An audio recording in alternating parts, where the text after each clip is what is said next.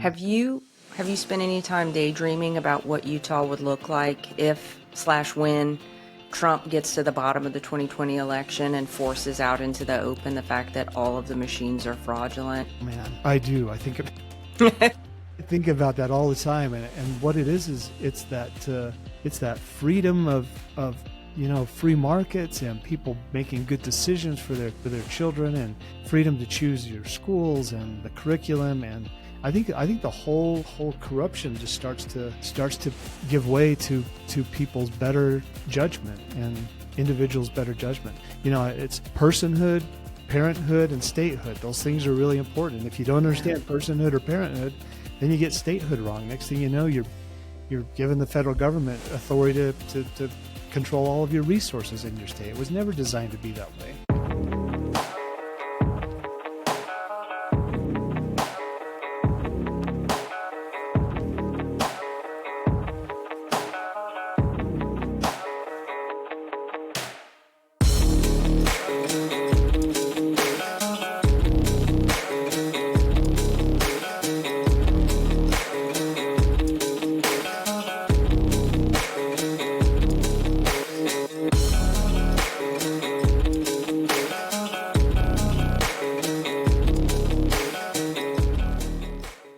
Welcome to For the Love of Freedom. I'm your host, Danielle Walker. It's my absolute pleasure to be with you today. For the Love of Freedom is my new show where we meet guests who are disrupting the status quo in pursuit of bringing freedom to the world, whether it's political freedom, spiritual, financial, or some other arena of life. And today, I'm joined by a gentleman who's been at the forefront of the fight for political freedom in Utah, Phil Lyman. He's been on the State of Freedom with Chris and I a number of times during his 2024 race for governor, and he's with me today to talk not only about the fight itself, but why he's taken on the cause of freeing the state of Utah from the oppression and tyranny of its own state-level deep state. And those of you who are listening from Louisiana know that ours is alive and well and thriving, unfortunately. Before we get into it, I always love to bring a scripture of the day to help ground us and to set the tone for the conversation. And the scripture for today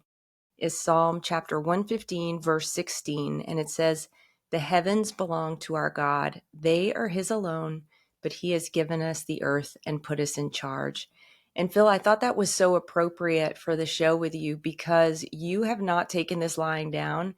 You recognize that God, we are the hands and feet of God, and we have work to do. He expects us to take dominion over the earth. He said, multiply and subdue the earth, right? And that's exactly what we're trying to do through our various means. But absolutely, that's something that I see you doing through your just relentless efforts in Utah. So thank you. Well, thank you. Thanks for having me on again. It's always so good to talk to you. So refreshing. Well, I love that. And you are welcome here anytime and on the State of Freedom anytime. We've really enjoyed you, and we believe in the work that you're doing in Utah. It's been so crazy to see your story. I was talking to my parents about it last night, and I was just reminding them, a little bit about it. And it was just like, it's almost like the people who are in the grown-ups in charge of Utah, if we want to talk about it that way, seem to just be like, well, yeah, okay, I know you think you won, and I know the numbers actually say that you won, but you didn't really win. And the goalposts kept moving and changing the whole entire way, and the rules kept changing to suit the people in pursuit of power. And that is just bizarre and lame and, un-American. Well, from the running for the governor's spot, I was a legislator for 6 years before that. And I told people, I'm not upset about the elections because I lost the governor's race. I ran for the governor because I was upset about the corruption in the elections. And all we did was confirm all of these issues. So, early on, there's two ways to get on the primary ballot as a Republican. One is through the convention, and the other is by gathering signatures. Well, I won the convention with almost 70%, which is, unprecedented, especially against an incumbent governor. Yeah. Spencer Cox is really, really unpopular, uses his pronouns, joined the Climate Corps, implemented DEI, did all these things over the 4 years that I was observing. And I thought there's no way that Utah will elect this person. Yeah. And certainly that was borne out at the convention. But then then he said, well, I'm on the primary ballot because I got signatures.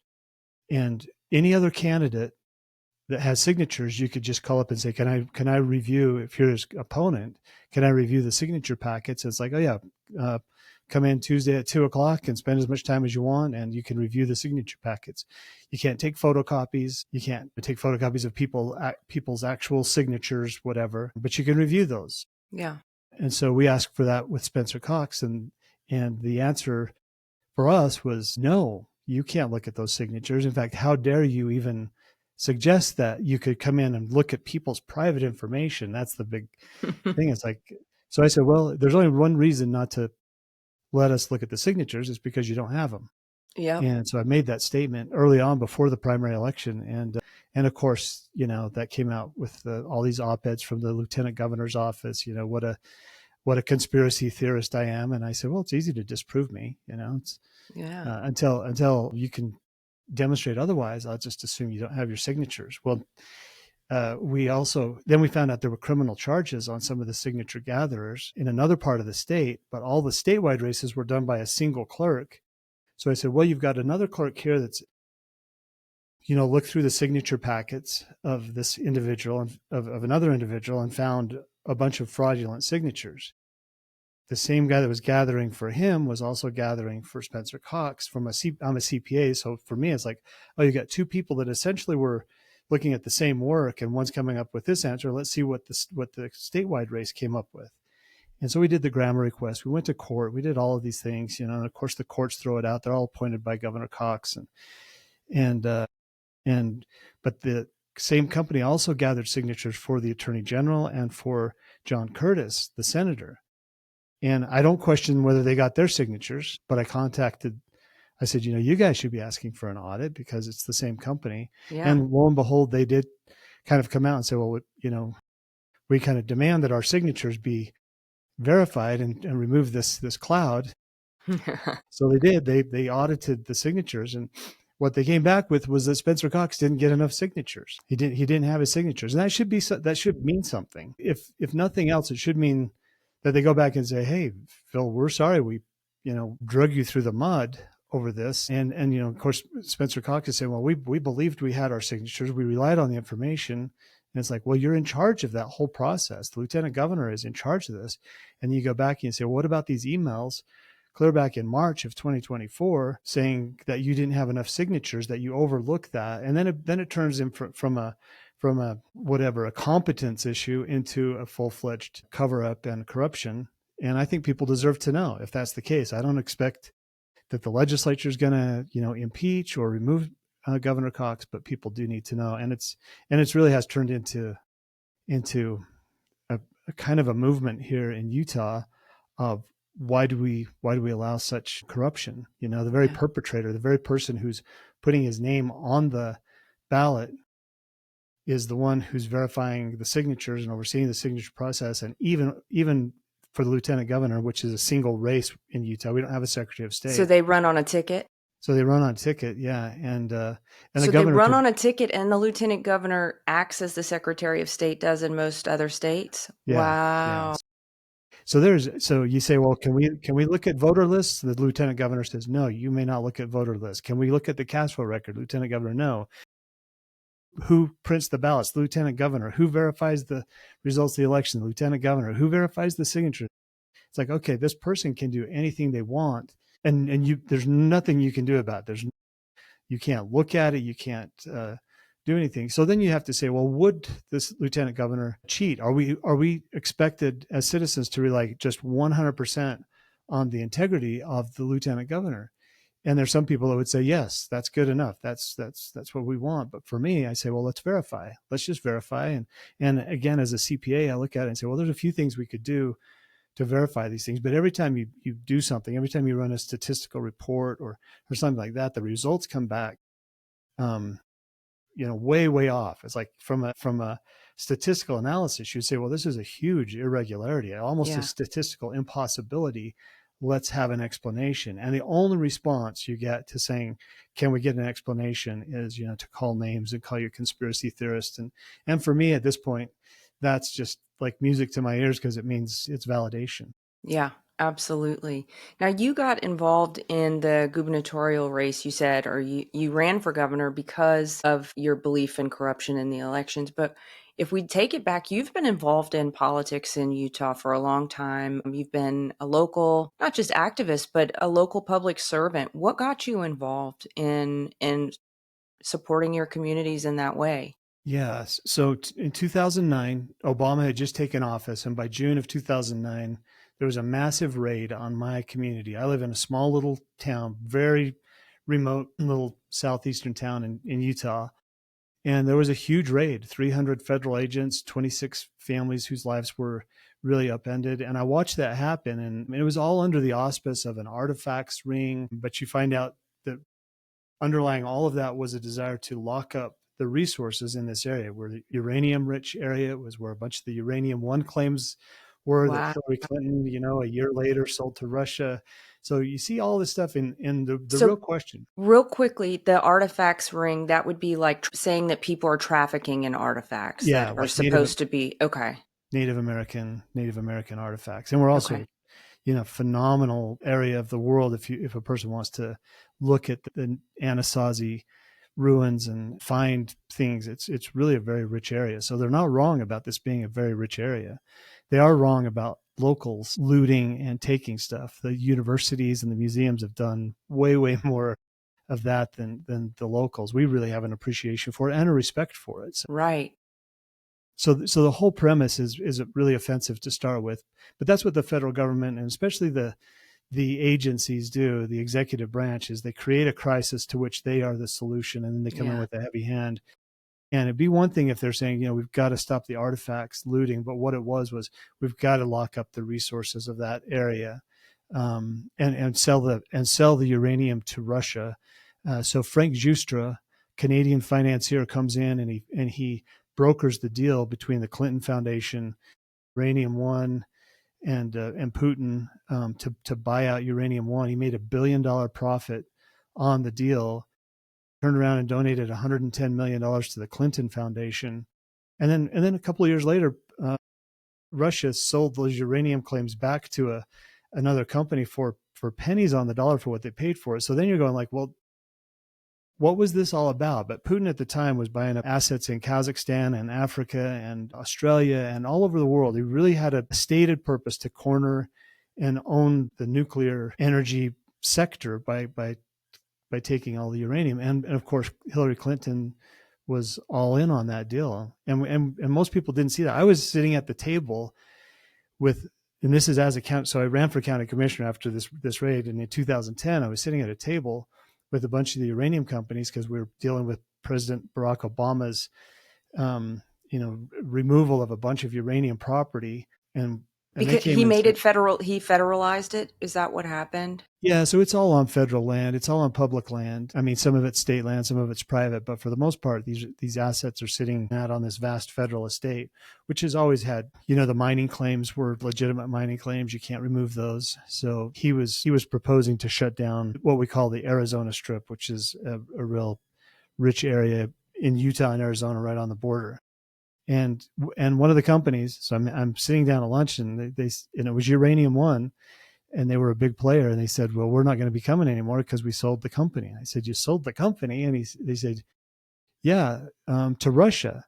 And I was like, like waiting for the punchline. You got to be kidding me. And they said, no, and Hillary Clinton brokered the deal. And now I'm really waiting for the punchline. Right. And then you read in the papers, afterwards that that's exactly what happened. But I'm talking to the guys on the CEOs and the executives of Uranium One. And I think they were as surprised as anybody else. Number one, that they were able to sell that company for so much money, and number two, that it was Hillary Clinton that was brokering the deal. But for them, it was, you can't say no to the money that was being thrown around. Anyway, in a nutshell, what I looked at, and I said, why does government make such horrible policies that hurt the very people that they were elected to serve? Yeah. And so where's the representative form of government that we really, really cherish in America?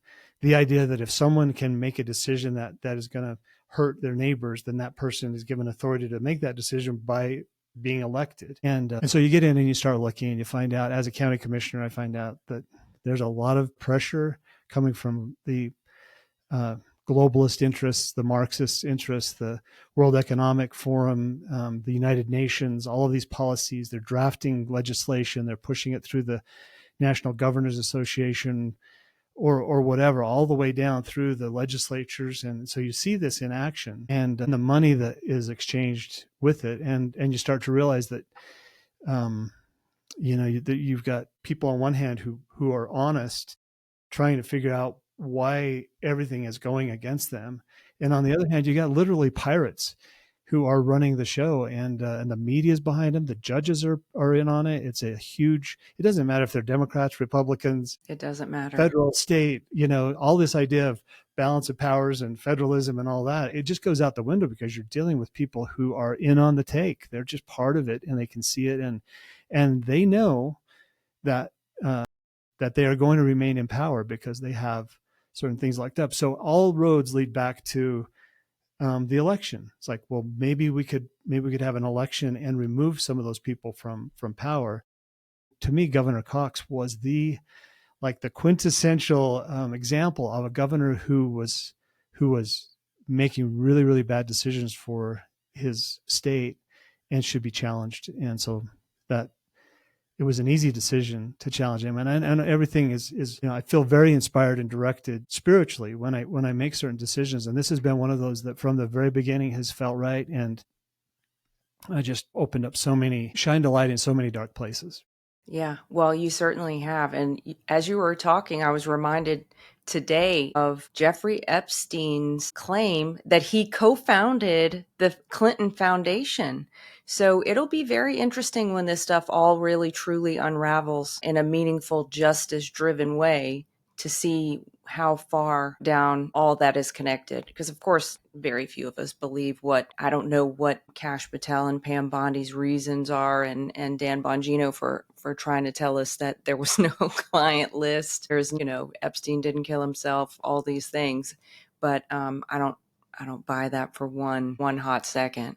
Yeah. I told somebody the other day, I said, in matters of espionage, you'll never know the truth. That's right.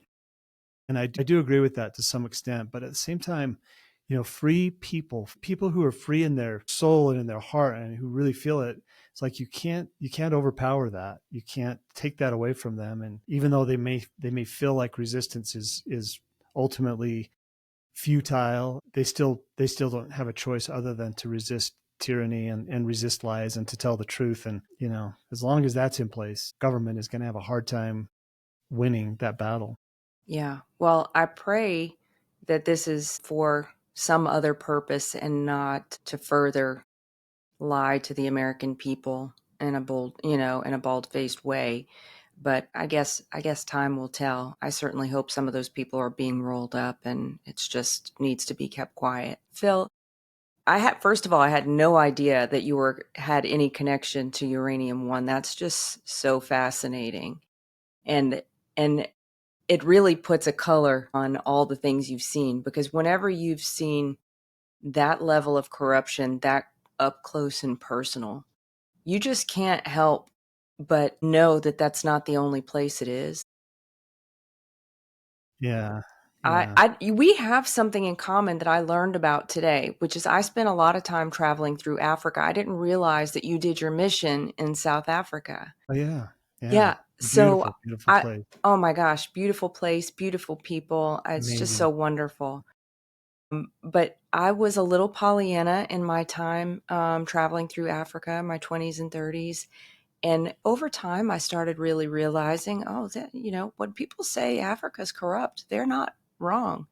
But what was worse was when I came back home and finally woke up and realized we're just as bad. Actually, we're worse, because in some ways, many countries in Africa have a free press, and we don't have any semblance of a free press other than people like myself, people, who have basically popped up since 2020. So anyway, I just wanted to make that connection because corruption is everywhere. It's a global epidemic. It's not, if it's at your doorstep, you have to know that it's basically at everyone's. Well, and I mean, it is the topic of most of literature from the very beginning through Rome is like, how do you have the structure that you want on the one hand without it being corrupted? So, the Romans and the Republican form of government that they came up with, and then the founding fathers obviously were really keenly aware of the problems that come from time, and they tried to create and that's what's so beautiful about America. It's like the one time you can go back and say they took on power, they challenged power at the highest level, and they succeeded, and they created something that changed the whole face of humanity. And it's too important to watch it be corrupted and start to lose that. But clearly, if people could take control of the planet, they would do it, and they would take control of the Yeah. resources and the water and the people and the food, the healthcare, the education, our kids. That's one of the things I said on the campaign trail. I said, these people are not coming for your money. They have all the money in the world. They're coming for your children, Yeah. and they want to indoctrinate them. They want to, um, you know, your children are going to see the world in a very different light than the way we see it, especially people that are believers, believe in God, believe in the divine destiny of the soul and individuality and all those things. That is contrary to what the globalists want. They do not want individual thinkers. They want collective. You're so right. And on that point of they're not coming for your money, they already have. If you believe that all taxation is theft, they have already robbed us blind every which way from Sunday. Yeah, I mean, inflation is the hugest tax that we face, and we have no control over that. They can just go and print, another $1 trillion, add another $5 trillion to the deficit. Back in 2000, it was around 2006.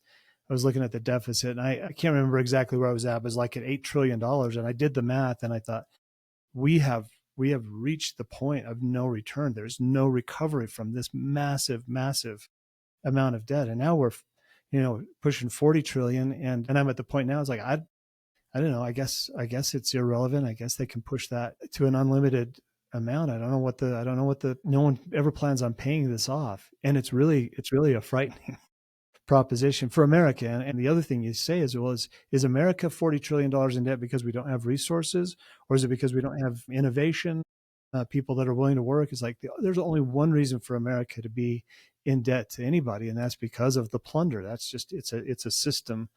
It's designed to rob not only Americans but the entire world of the wealth and to put it in the pockets of fewer and fewer people. And you watch that happen. Yeah. You're so right. I have kind of an inkling of a theory. So you as a CPA would have a better, especially someone who has worked in the government, but my inkling of a theory is that we don't ever actually need to pay taxes. Like, there's no reason American people should pay taxes because of the resources that we have at our fingertips. Right. Instead, we could have fee-based services, so you only pay for what you get, at a maximum. But we could also, I mean, the government could be producing stuff, or we could be producing stuff that that covers the cost. I mean, look at Saudi Arabia. Saudi Arabia basically didn't exist before 1970, whenever we went in and taught them how to get oil out of the ground. And now Mm-hmm. all of the people of Saudi Arabia, they have a sovereign wealth fund. They don't have to pay for their beautiful roads. They don't have to pay for their beautiful bridges. They just simply get to enjoy the fruit Yeah. of the land. Yeah. Imagine that. Yeah.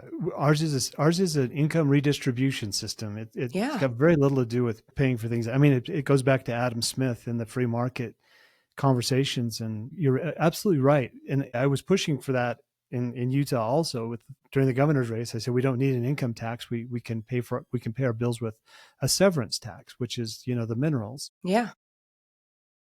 Now it would be harder in Utah than it is in, say, Alaska, where you've got 10 times the area and a tenth of the population, but we have massive, massive resources. And the beautiful thing about moving to a severance tax or a minerals based tax is now the motivation for governments is to produce instead of to stop production.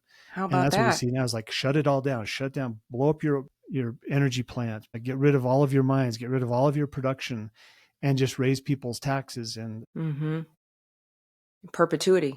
perpetuity. And yeah, that gets to a point where at some point somebody's got to produce something, and if they don't, then they're nothing but slaves. And that's I think we're there. I would say America is there. I think we are. I absolutely think we are. I'm excited to share a fantastic opportunity for State of Freedom listeners who are interested in investing in precious metals or even starting a home-based business in the precious metals industry. Metal Stacks is a precious metals collectors club where you can buy your metals at the best prices on the market, actual dealer cost. They are beating the big sites. They have no credit card fees and no minimums.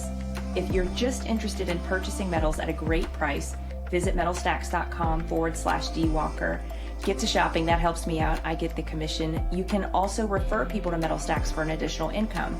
If you're interested in learning about the referral business aspect of Metal Stacks, email me directly at danielle@freedomstate.us for more information. What do you think? Have you been dwelling on at all Elon Musk and this new America Party thing? Have you given that any thought? Yeah. Yeah, lots of contemplation about that. The GOP has abandoned us. The faithful platform Republicans have really felt abandoned. Yet I like the platform of the GOP, and I don't see a viable.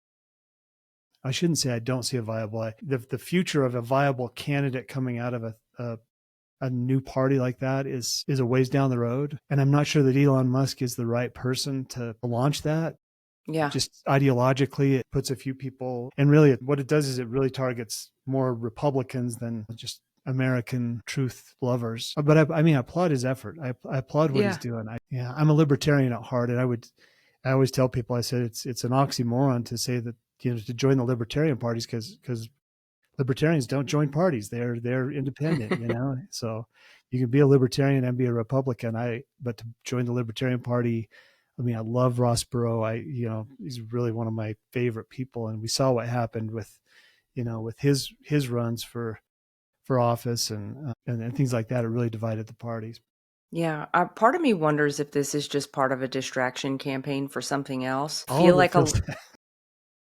That's what I thought with the big beautiful bill, and I love the big beautiful bill. But I thought the only person that would call it that is Trump, and the only reason he would call it that is to pay no attention to what is actually going on in the Middle East or something, or let's focus on this. It's really interesting. I think it's smart. I think it's strategic. I think it's clever. But I feel the same way about so much of what's happening, that it feels more like a psyop.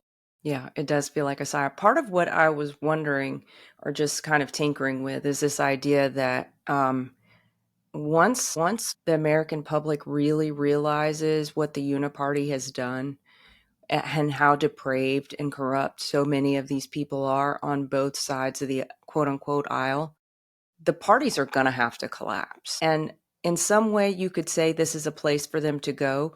But I think if we really think about an America Party, forget Elon Musk, forget his little Indian guy that set up the thing.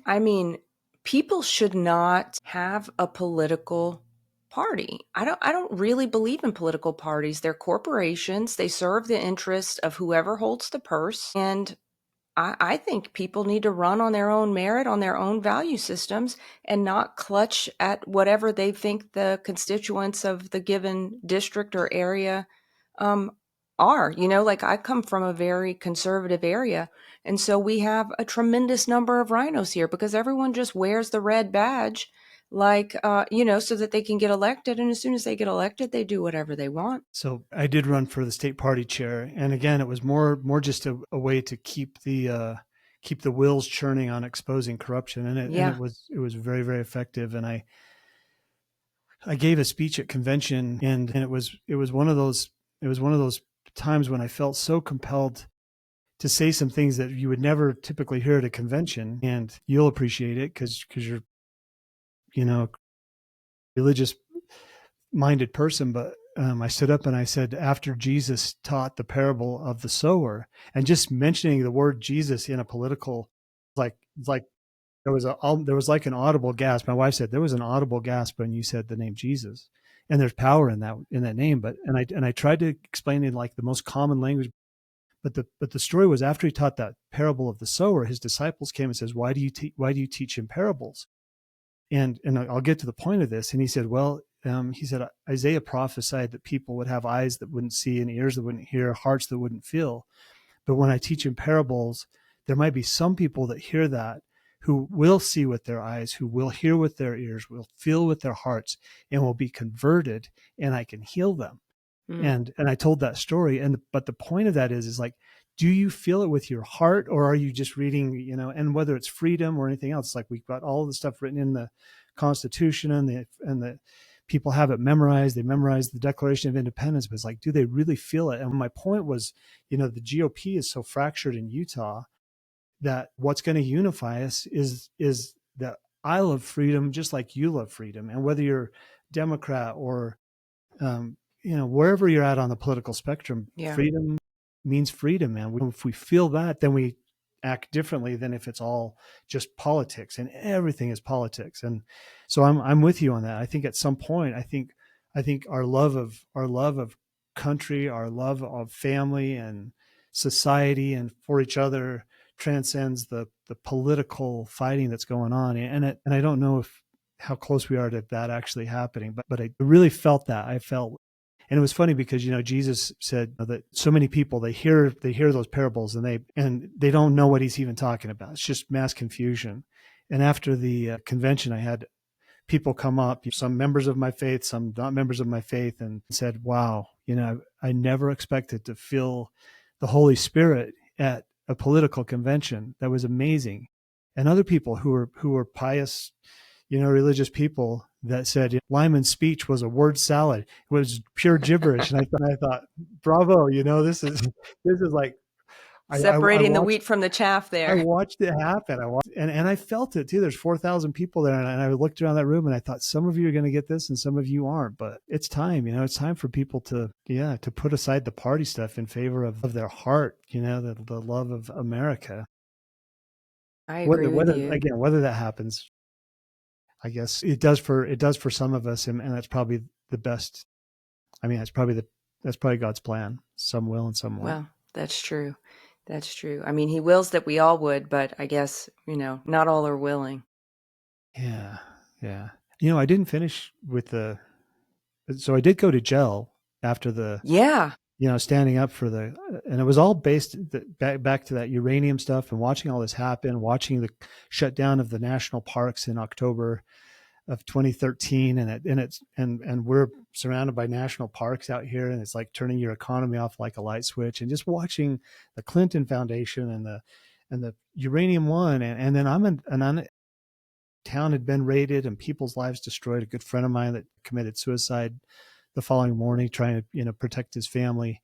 So it's like, it's not abstract on these things, but I felt an obligation just to keep calling out the Bureau of Land Management. And next thing you know, I'm being prosecuted for conspiracy to trespass, and the most bogus charge. You go through the court system, you go through all that, then you go to jail. And, and when you sit in a jail, it was a very, very real experience. And it was a federal prison, right? This was the federal government came after you. Yeah, it was the federal government. And, I spent 15 months. I was on the front page of the Salt Lake Tribune. This was a misdemeanor conspiracy to trespass. Like, no one's ever heard of it before or since. Exactly. And my attorney, or an attorney friend of mine at the beginning, said, take no comfort in the fact that you're innocent. This is federal court and it makes no difference. And I thought he was being, cynical, but I found out that was really true. But all those things, you go back and you just think, really what a blessing it is to kind of see things for what they really are, and maybe lose the concept that people have your best interests at heart, especially in the government. And if that's the reality, if government in reality does not have our best interest in heart, then people have to wake up to that, and then they have to make changes. In America, thank goodness, it still is our government. We still can't affect it, even if it means taking some aggressive measures to enforce our elections and to get things in place. So that's kind of where we're at, I think, in Utah. That's where we're at. It's amazing the weaponization of government that had happened even before it was really in the public view. I mean, of course, the J6ers, everybody knows about them as being political prisoners. You think about Tina Peters, and she's a hero sitting in prison still today under state charges because they wanted to shield her from any potential pardons or any aspect of the federal government that could come to her aid. What was prison like for you, and what were there other people that were wrapped up in that, or did they just target you? So they prosecuted five individuals, and they tried us all together, which really hampers your defense, Yeah. especially for me, because I was obviously the target, and I thought, whatever I do is going to cost these other people. So hence the conspiracy charge. That's why they did the Right. conspiracy, so they could Right. weaken your due process. Which if they'd had five separate trials, I would have gone in, guns blazing with Sure. my defense. But it was I need to write a book about it, because all of this stuff that happened, all of the players and all of the palace intrigue that was happening behind the scenes, and it could go on and on and on. But so I was expecting, they wanted 2 years. They wanted at least 2 years to sentence me to jail. When it came down to sentencing, I had 4 federal judges that had recused, spent $400,000 in legal fees, and 4 judges recused. And when the chief judge came time for sentencing, he kind of reprimanded the prosecution.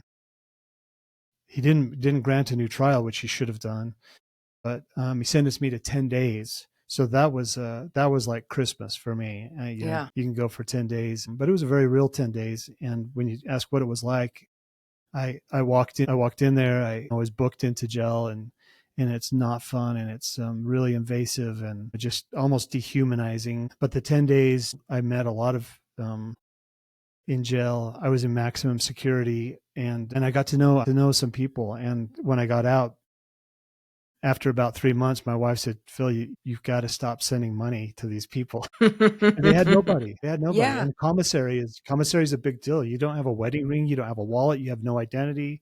And some of these people had nobody. And so I was sending a lot of money to commissary accounts, just because my heart was just like broken for these people. And anyway, gained an appreciation for what they're dealing with and what their families are dealing with.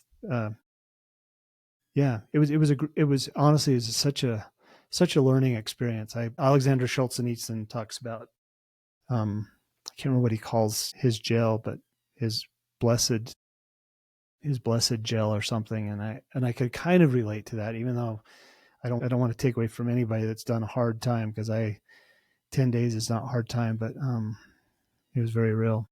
Yeah, no doubt, no doubt at all. I've interviewed a handful of J6ers. We talked to Tina before she went in a number of times.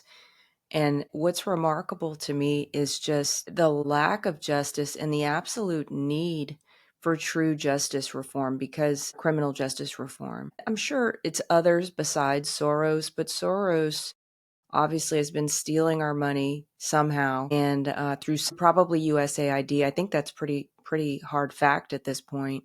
And he's been manufacturing candidates and rigging elections so that we have no justice and we have no recourse in these matters. It's unbelievable. Yeah, Tina's a close personal friend of mine, Is she? and we're in neighboring counties. She's in Colorado, I'm in Utah, but our counties are neighboring. And yeah, so I've been with her from the very beginning of her ordeal. But so ironic that the one person who's telling the truth is sitting in jail, and all of the liars, all of the cheaters are not. And they're the fact, I don't accept the narrative that President Trump couldn't affect that. Right. It's like in the civil rights arena, the federal government has a long history of overriding the states and saying, no, you just can't do that to people. And vice versa. The states sometimes have to override the federal government and say, no, we're not going to put up with that, just like Texas did with the immigration issue. So the idea that Tina Peters can be sitting in a cell while we talk about jurisdiction is really, to me, that's contrary to what President Trump should be about. And I'm not critical of President Trump on many things, but I have been critical about him for allowing this to go on with Tina Peters. It's a betrayal, because her actions were purely, support of fair elections. Yeah. Crazy stuff. It is crazy, and I really loved Bannon's idea of just shut off all funds to Absolutely. Colorado until they cry uncle, and let's Yeah. just see how it goes. Yeah. Like to say, it's like people say, well, what could we do? It's like, what can't you do? Well, I Yeah, mean, what you're the president of the United States. What can't you do? Or that's Pam right. Bondi or Kash Patel or any of them. It's like, let's stop this, and at the same time, and I know this is so hard on Tina. It's hard on her health. I mean, they Yeah, destroyed her before she went to jail, yeah, they her really did. marriage and her husband and her family relationship. And here's a gold star mom who's, Yeah, I mean, it's just it's almost biblical to see what she's been set up for. And I don't know what effect she's having on the people around her in prison, but my guess is that she's having a profound effect on those people for the good. So I look at it and I say, praise God and bless Tina. yeah. Yeah, absolutely. And she is receiving mail. So if anyone wants to write her a letter, we can get the address to her. But yeah, I know she needs all the encouragement she can get. Yeah, What a warrior. it's astonishing. Yeah. Well, kind of to jog back to GOP and state level corruption. Now that you've spent a lot of time thinking, well, wading through the swamp, so to speak, in Utah, do you have any can you say where you think what the source of the corruption is? Does it all trace back to a single source, or is it all opportunistic? It feels so broad and like it's got all these tentacles. As you start to bring it back in, though, you get back to your voter list, and the illegal aliens that are added to the voter list, the people that are supposed to oversee that voter list, the ERIC system, Electronic Records Information Yeah. Center, overseen by basically the Democrat get out the vote people. So it starts with the voter lists, and those inaccessible. In Utah, you cannot look at your voter list unconstitutionally. So we've got a lawsuit. Public Interest Legal Foundation picked up my lawsuit that I'd had going for several months, and they picked that up. So they're helping to cover the cost of that. But basically, the Constitution, the Voter Rights Act says that that's public. That's our list. It belongs Yeah. to us. It doesn't belong to the state. It belongs to the people, and that we have a right to see it so that we can verify that it's accurate. We have universal mail-in ballots, which are essential to the steal, and that's a big part of it. Then you've got the verification process that's going on with the clerks and the machines and just the whole apparatus that tabulates votes and calculates votes, and then no ability to look into that as well. The cast vote record is another really important for me. I call it like the detailed general ledger from an accountant standpoint. That's where you Yeah. can go in and you can look at details, not individuals' information. There's nothing there that would show an individual's vote, but you can see when the votes came in, where the precincts are. You can start to do some statistical analysis. In a statistical analysis, if I want to say, well, what is the voter turnout in a precinct? Number one, I need to know how many registered voters there are in the precinct. Then I need to see how many votes were in that precinct. Well, they've said, no, you cannot look at the voter list. You can't look at how many registered voters are in that precinct. You can't verify them. And now you can't even look at what I would say is the numerator, the actual votes that were cast in that precinct. And we get a little bit of information, and we do the statistical analysis on that. And it comes back again, like I said, it comes back indicating some serious, serious problems. And that's the furthest we get. We go to the courts. I've spent probably $200,000 this last year and a half on legal expenses, all of them related to the election and exposing those things. And it's really painful. And I have a Yeah. few people that are, helping to cover the costs. Some very generous people that help with that. But a lot of it's, people are digging deep into their own pockets, myself included. But it feels like we have to crack this nut open in order to really look at it. California, they did a big audit of their voter rolls and found so many fraudulent people entries on the voter list rolls, whether it's illegal aliens or dead people or whatever it might be. All of that becomes basically the credit line to draw on when you want to affect an election. And they're saying with the cleanup that they've done in California is very likely to turn red in the next election. It has a huge effect. And that just tells you the only reason it's not red now is because of blatant cheating. Yeah. Have you Have you spent any time daydreaming about what Utah would look like if slash when Trump gets to the bottom of the 2020 election and forces out into the open the fact that all of the machines are fraudulent? Oh man, I do. I think about that all the time, and what it is it's that freedom of free markets and people making good decisions for their children, and freedom to choose your schools and the curriculum. And I think the whole corruption just starts to give way to people's better judgment and individuals' better judgment. It's personhood, parenthood, and statehood. Those things are really important. If you don't Yeah. understand personhood or parenthood, then you get statehood wrong. Next thing you know, you're giving the federal government authority to control all of your resources in your state. It was never designed to be that way, but it all serves that the pirate class that is intent on plundering the state, and it's really expensive. It hurts people. You get rid of that element, I'm telling you, it'd be like the kingdom of God restored to the earth. And Yeah. we look forward to that day, and I do look forward to it. And whether we can accomplish it or it's going to take a bigger event, I think about it a lot. Yeah. Well, it's a beautiful picture that you paint. And you were talking about the voter rolls being basically ground zero for the steal. And I couldn't agree with you more. And Tina had an interesting point. She said that they should be wiped I think she said every year they should be wiped, or every 2 years. Are you familiar with Ed Solomon? He's a mathematician. Mm-hmm. His view, I love his view the best, and I love Tina's the best until I heard his, which is no voter rolls. Show up just like you would if you were going to get a I new love that phone. too. I think they do that in Montana, or Really? yeah, somebody was saying that they don't have voter rolls. You show up Bring, with your driver's license. yeah, and your utility bill, and done and done. Beautiful. Yeah, the way we did elections for so many years, where you show up on election day, your vote was cast at the precinct by and verified by people who knew who you were anyway, and it's Yeah. counted at the precinct level, and then they report that up to the chain, and by 10 o'clock that night we have the election results. The only reason to have universal mail-in ballots is for the purpose of stealing an election. There's no reason why we have universal mail-in ballots. It's more expensive. It disrupts the chain of custody and really, really kills our system. Since we're talking about Utah as a state, I think about what General Flynn often says, local action equals national impact. And yeah, I have a friend who's in Maine, and he just feels like he's banging his head against the wall because he feels this people of the state are so apathetic. That's not the sense I get from you with Utah. It sounds like people are pretty activated.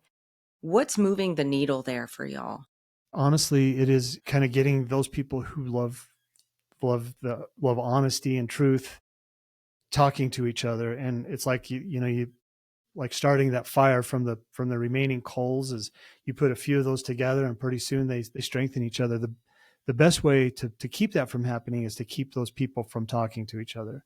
And for me in Utah, I would say we're in uh, you know 10%, 15% of the people that are awake and aware and watching what's going on, but those people are now talking to each other. Social media, I always say, God bless Elon Musk for keeping us, talking to each other through Twitter. But social media is powerful, and people talking to each other. It's hard to keep the truth buried forever.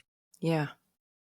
Well, and the Bible says that everything hidden will come to light. So I'm looking forward to being this many years old whenever everything that's hidden comes to light. I don't want to wait very much longer. I appreciate that so much. Well, honestly, I appreciate this program is such a good example of people that are able to come on and talk about things. But one thing I have learned, I believe, is patience and faith.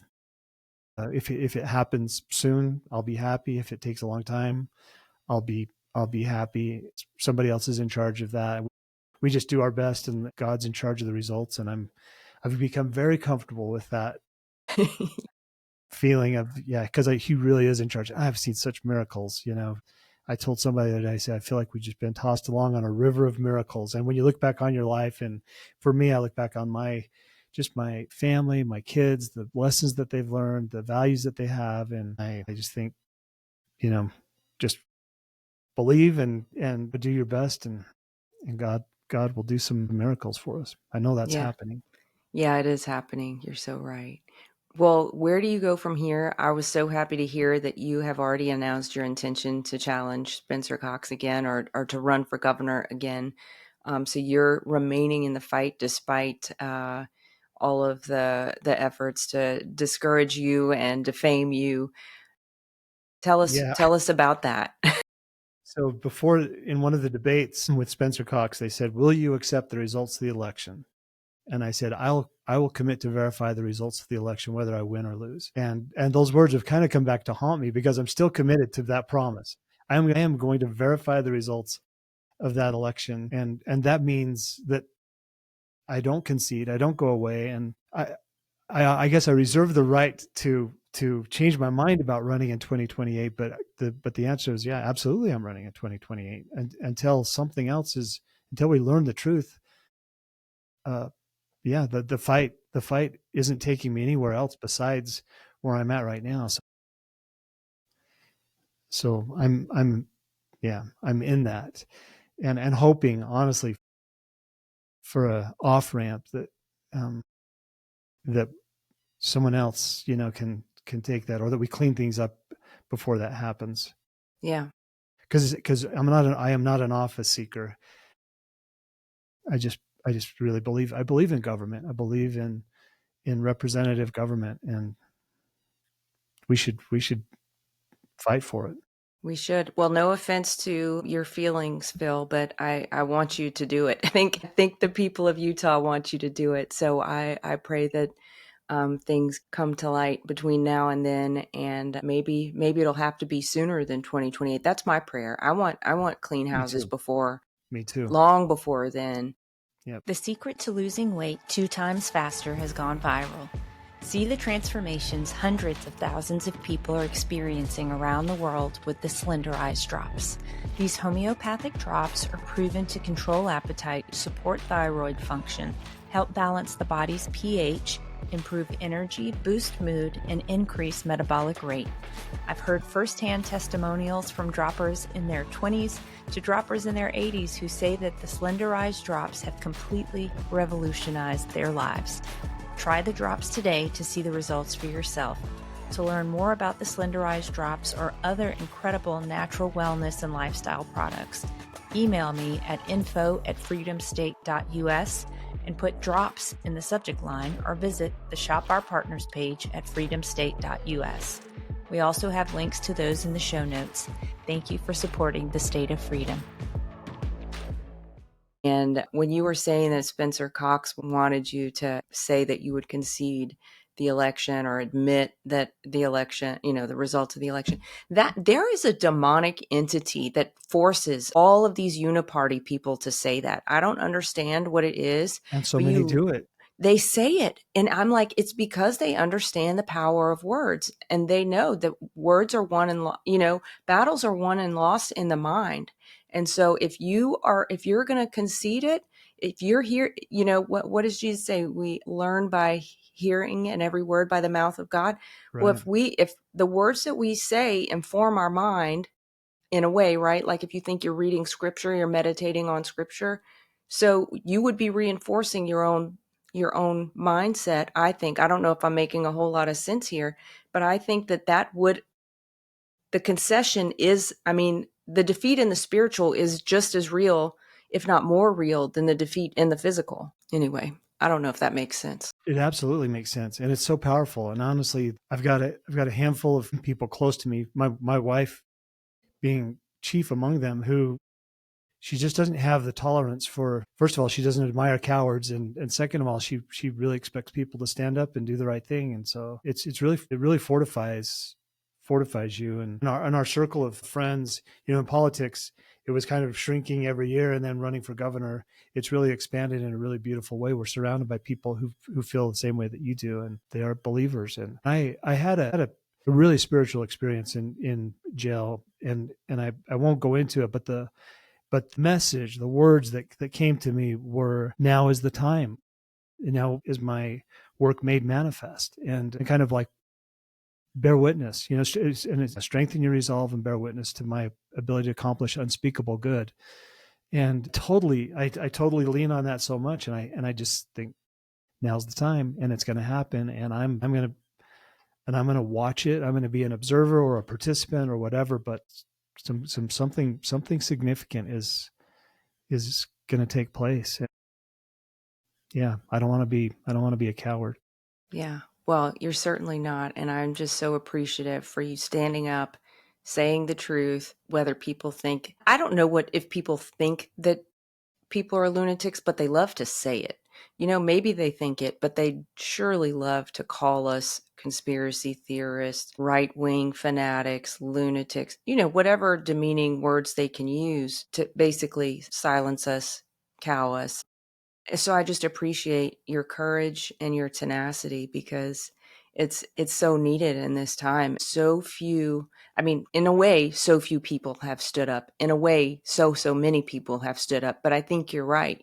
Courage begets courage, and it takes a central figure to get a groundswell of support for an idea. Or for truth, or for freedom. And I think that's what we're living in the midst of. And it's a great honor and a privilege to be living in this time where I do think we're in 1776 2.0, and how long the war lasts is only God knows. Yeah, it was a great 4th of July celebration, and thinking about that, it's just like, because like you say, those people didn't know. They didn't know what the outcome was. They probably assumed that the odds were more likely that they would, be hung as traitors. But something inside of them said, liberty or death.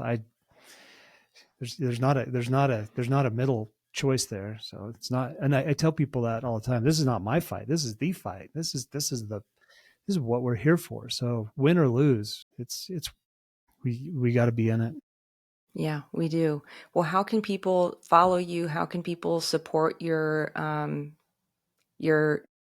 commitment to uncover what happened in 2024 Utah, and whatever work you're doing towards your campaign now? Social media, my X post is probably where most of the relevant stuff is. I do have a website, Lyman for Utah, and that's FOR, Lyman, FOR Utah. It's my governor's page, and there's a lot of governor stuff on there. I haven't really tried to go and turn that into anything else, but it does have, links to articles and all this information about immigration and the role that it plays in our elections and things like that. My X post, Phil Lyman. And